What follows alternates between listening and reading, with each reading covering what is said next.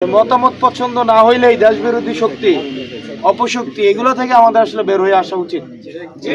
আমরা সবাই এখানে আমাদের ইতিহাসের অপরিহার্য এবং অবিচ্ছেদ্য যে ইতিহাস, যেটা বাংলাদেশকে জন্ম দিয়েছে, সেটা হচ্ছে ৭১। এটা বিতর্কের ঊর্ধ্বে, এটা নিয়ে বিতর্কের কোনো সুযোগ নেই। একই সাথে ২৪ এবং ৭১কে মুখোমুখি দাঁড় করিয়ে দেওয়ারও কোনো সুযোগ নেই। দুইটাই স্বতন্ত্র। ৭১-এর মধ্য দিয়ে আমরা একটা দেশ পাইছি, সার্বভৌমত্ব পাইছি, একটা পতাকা পাইছি। আর ২৪-এর মধ্য দিয়ে আমরা ফেসিবাদ মুক্ত হয়েছি, আমরা মত প্রকাশের স্বাধীনতা পাইছি। আপনি যাকে ইচ্ছা তাকে এখন গালাগালি করতে পারেন নির্ভয়ে, এবং আপনি জানেন যে বাসা থেকে তুলে এসে নিয়ে যাবে না। আগে কি হয়তো, আগে বঙ্গবন্ধু, তারপরে হচ্ছে আপনার এই যে হাসিনা, তারপরে হচ্ছে আপনার শেখ ফ্যামিলি নিয়ে কথা বললে আপনি নিশ্চিত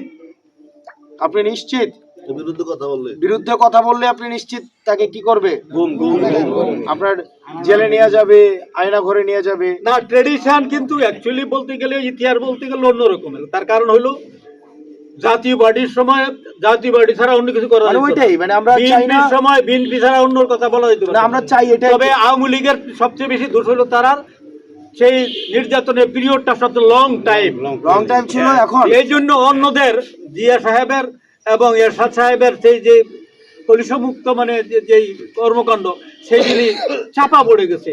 এখন এই কারণেই আমরা আর অতীতের নেতিবাচক কর্মকাণ্ড আর আমরা ভবিষ্যতে এগুলার আমরা কন্টিনিউ করতে চাই না।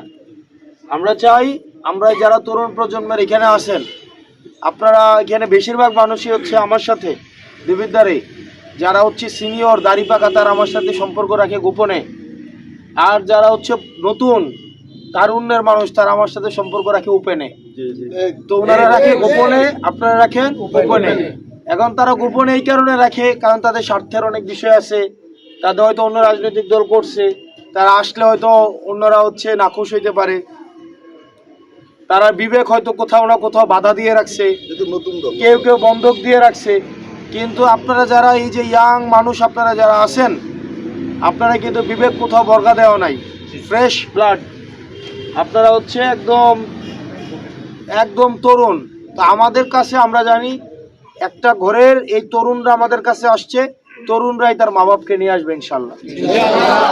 তরুণরাই মা বাপকে, এখন আগে মা বাপ হচ্ছে ছেলে মেয়েকে চাপাই দিত, এখন ছেলে মেয়েও মা বাবাকে কি করে প্রভাবিত করে মতামত দেয়, তাই না? তো ইনশাল্লাহ আমরা বিশ্বাস করি, আমরা দেবিদ্বারে ৫-৭ জন নিয়ে আমরা চলা শুরু করছিলাম না, আস্তে আস্তে এখন বড় হইতেছে না, বড় হইতেছে না, ইনশাল্লাহ আরো বড় হবে, এবং এই তরুণ প্রজন্মকে নিয়ে ইনশাল্লাহ আমরা আগায় যাব।